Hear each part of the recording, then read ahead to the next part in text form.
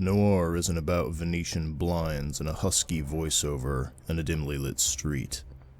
It's not about a dame smoking under a spinning fan. Those are the cliches. Those are the Coca-Cola commercials of noir. What I understand to be noir is the real grittiness that comes out of American realism. Those films that channel the same spirit as George Bellows, or Edward Hopper, or Thomas Hart Benton. It's the poetry of disillusionment and existentialism.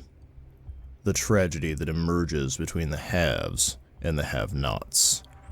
And the have-nots are trying to breach their ambition through violence and, ultimately, worshipping a hollow god, which is money. So therefore, it's literally an exploration of the flip side of the American dream. Guillermo del Toro. Hey again, everyone. Welcome back to another episode of Discussions of Darkness. This week I wanted to talk about the intersection between everyone's favorite setting and one of my personal favorite genres. I have grown up reading, watching, ingesting noir fiction. I love its poetry, I love its sound, I love its style, I love its tropes. And perhaps more than any other genre, it has been paired with modern fantasy and urban horror. And the reasons are fairly obvious. It is a genre that speaks to lots of the more awful things in human nature. It's a genre that holds up a cracked mirror and makes us take a good, long look at ourselves. But a lot of the time, when we try to incorporate noir and noir elements into our World of Darkness games, we end up with what I call a face-off, which is that we have essentially taken a knife and peeled off the aesthetics of noir, and now we're wearing them on our face like a Halloween mask. And ghoulish as that imagery is, and fitting for the setting, it really misses a lot of what makes noir what it is. It misses the soul of the genre, that if you can bring it into your World of Darkness game, can really elevate it and can make things different and memorable and very interesting. But as Mr. Del Toro said from the opening quote of this episode, it's not just about using that very gutter poetry language. It's not just about, clouds of blue smoke in a private detective's office. It's not about the shadows cast by your Venetian blinds. It's about something deeper. For those who are not familiar with noir as a genre, I highly, highly recommend checking out some of the classics, of whether you want to look into The Maltese Falcon, whether you want to look at Casablanca, various other classics of the genre from the 1940s, 1950s. But one of the biggest modern classics, for those who haven't seen it, is Chinatown. And it really gets at the heart of what I think, if you want to put noir in your World of Darkness game, you need to touch on.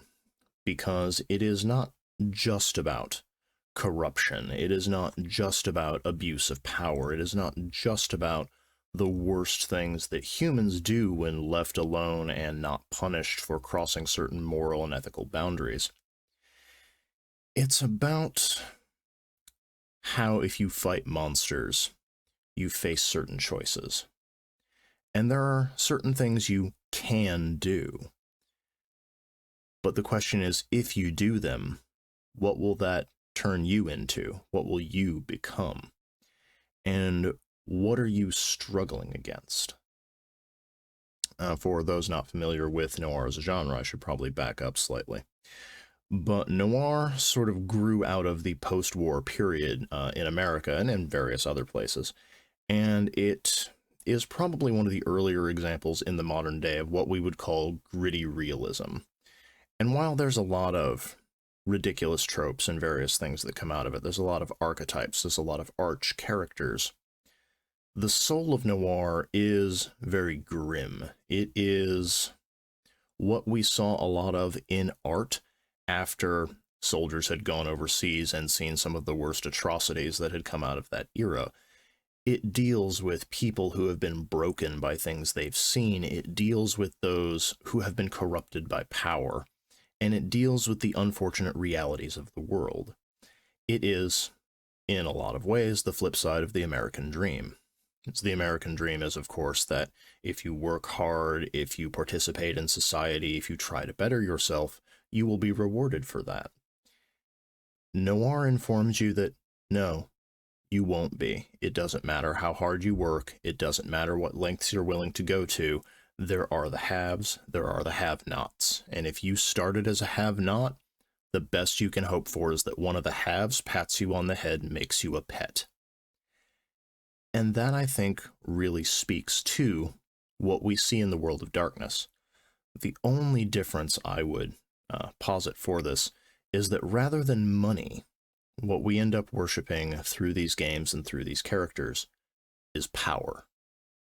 We see this most in Vampire, I would say, because it is one of the earliest games, and it is the one that plays probably most heavily into the mortal side of things. But with that said, you can see this in most of the games if you stick around and actually play through them. The themes that we come across deal with the human, the inhuman, the moral, the immoral. If you start with Vampire, you come into a world where you will never again see the sun, a world that is literally the darkest shadows and all of the horrible things that go on there, and you are exposed to them. In a lot of ways, you are forced to participate in them. Because while, sure, you might be able to find people willing to give you their blood as sustenance, you may find causes that you can use your newfound powers to champion. You may find ways to help make this world less awful for some people. But just beneath the surface, there is a beast waiting to come out. There is a thing inside of you that beneath the veneer of your humanity will take what it wants. And your struggle with that is very indicative of the genre, but not only that, it's your struggle with those who have surrendered to that beast, or those who have made excuses to take one step closer to becoming the demons of this modern hell. And part of what you have to deal with is, can you climb this power structure without losing your humanity? Can you fight monsters without just becoming a bigger monster to take their place? Can your morals and high ideals really endure in the face of crippling poverty, in the face of governmental corruption, in the face of knowing that beneath the human levels of scum, there's just inhuman scum, and many of them are willing to do things that would make even the blood-sucking immortals of the night throw up in their mouth a little bit. And it's not just Vampire. You can see this across genres. The question of power, insanity, and humanity is something that's very, very central to Changeling, I would argue. And you also have lots of the disillusionment that we see in Noir there. You see people who have seen both wondrous and horrible things. You see people that were forced to do and become terrible things. And when they come back to the mortal world, it's very possible that of all the genres, Changeling is the easiest one you can get rich in. All it takes is a handshake and a couple of promises, and you just have money coming out of thin air. But money isn't really what it's about, not when you get down to the issue. Because so many Changelings, despite any wealth they may have, despite any fame they may possess, despite all of their powers and all of their unique abilities and all of their magic, they can't escape the nightmares of the things that they've done. And they have to face interesting questions like, what are you going to do if the true Fae come back for you? Because, again, we have the haves and the have-nots. There is very little that you can do as a Changeling against a true Fae. They are the haves. They can alter reality on a whim. The very concepts of money, of wealth, are ridiculous to them. They're so far beyond that.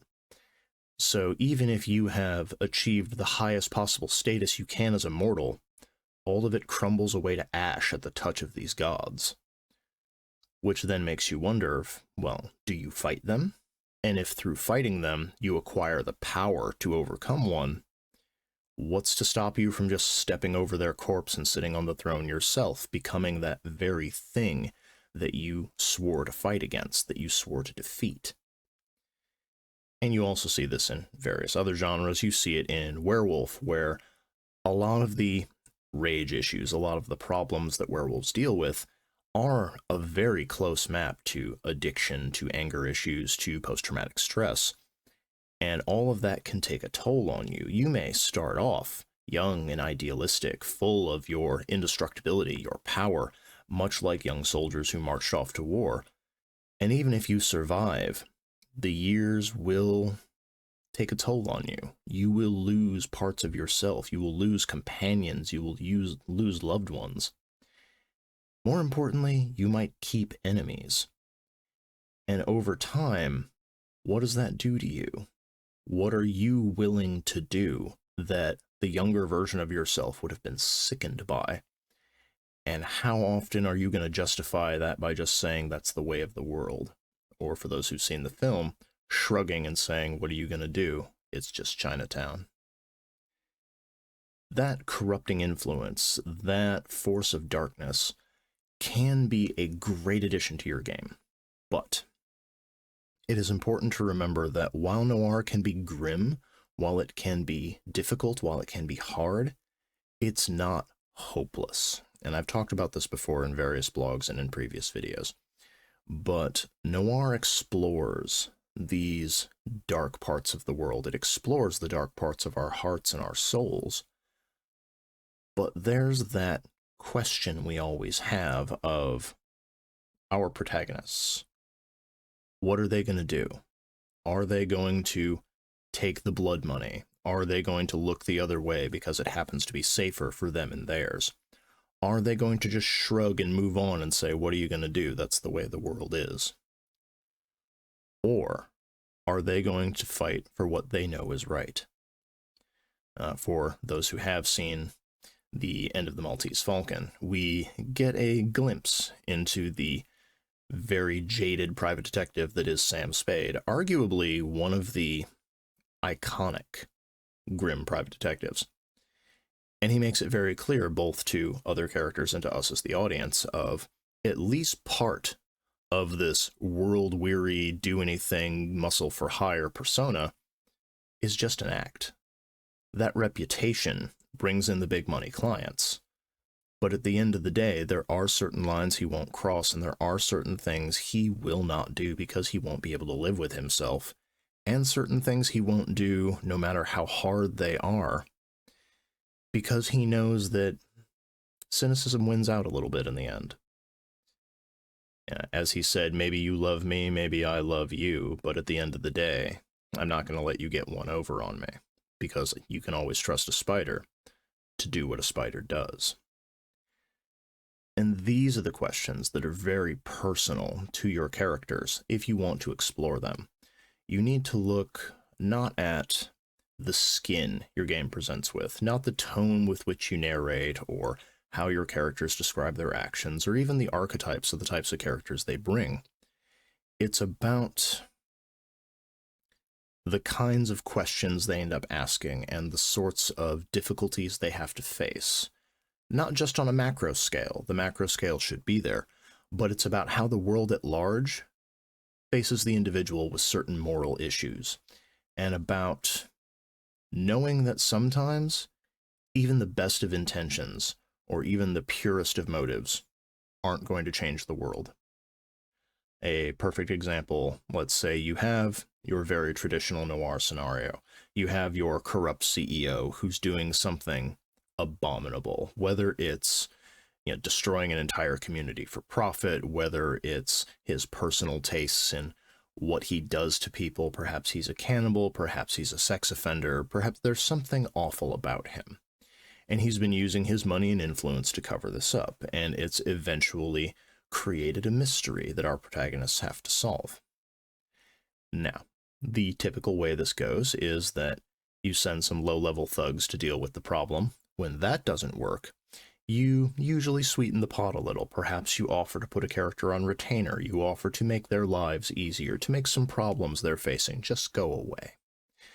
That use of power on behalf of this person of, I'll scratch your back, you scratch mine. If that doesn't work, you send in the big guns. Maybe it's a heavily armed team just meant to exterminate this problem. Maybe you get the cops involved. Maybe you start throwing the law at somebody. If the players endure, if the characters keep following the mystery until they get to the heart of it, you now have that individual who has been caught out. You have evidence about what he's done. That's when the setting starts cracking down. Yes, you have evidence, but all of a sudden, witnesses are changing their story or won't testify. Things go missing from police lockup. We have our villain using their power to change things, alter things, escape punishment the way that often happens in the real world. And then you have your players faced with that question of, do we take this into our own hands? Because often they will have the power to do so, in much the same way your noir protagonist could very well walk straight up to the villain of the piece, pull out their gun, and shoot them. But if they do that, they have the ability, whether it's a werewolf who can just go in and tear the whole guy's manor up, remove him from the board, whether you have a vampire who chooses to use their abilities to just take him out in a way that sends a message, or you have a changeling who puts them into the hedge and sets them free to think about their problems in the world next door, where the rest of the world just decides this person disappeared. If that happens, how do you stop it from happening again? Much as we see with Pentex in the World of Darkness, you can cut off one head and two more will rise in its place. You may have saved the problem for today. You may have gotten rid of a problematic individual, stopped a serial killer, gotten rid of a corrupt politician or a dirty cop. Tomorrow there's just going to be another one, and the day after that, and the day after that. Because the system is what's broken. The world is what's broken in a lot of ways. And the idea behind noir is not changing that world, changing that system. Because once you do that, it's not noir anymore. The question is not how do you make the world better? The question is how do you live with yourself and what you've done in a world that insists on being this corrupt and this awful? Are you willing to go as far as needs be? Or are you eventually going to give up part of your soul just so you can sleep at night? Are you going to crawl into a bottle? Are you going to look the other way?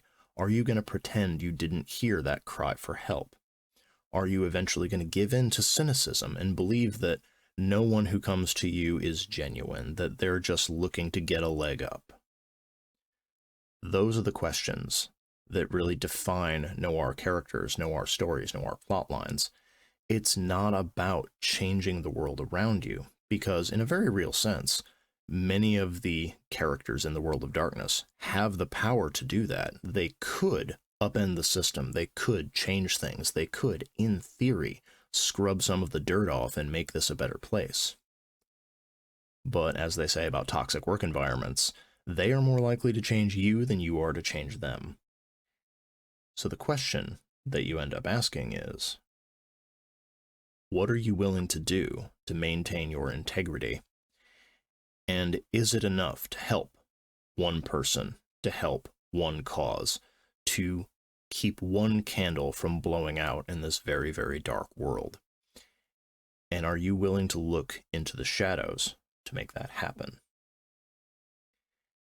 That's the end of my ramble for this week. I hope at least some folks out there found it engaging and entertaining. As usual, leave a comment below if there's a topic I haven't covered that you'd like to see on this show, and until next time, happy gaming, everybody. Thank you for staying to the end of this episode of Discussions of Darkness. If you enjoyed it, please consider liking the video and sharing it on your own social media to help boost the signal. And if you'd like to help us keep the show and channel going, don't forget to hit that subscribe button as well. If you have any questions about the topic I covered today, or if you have something you'd like to see covered in a future episode, make sure to leave it in the comments below. Lastly, please check out the link in the video description to browse all of my World and Chronicles of Darkness supplements from Azukail Games. So far, we've covered Changeling the Lost, Vampire the Masquerade, Mage the Awakening, and Geist the Sin Eaters, in addition to a handful of general supplements that will be useful for any game set in the World or Chronicles of Darkness settings. Thank you in advance for your support. You're the ones who help us keep the lights on, so we don't fade into the shadows.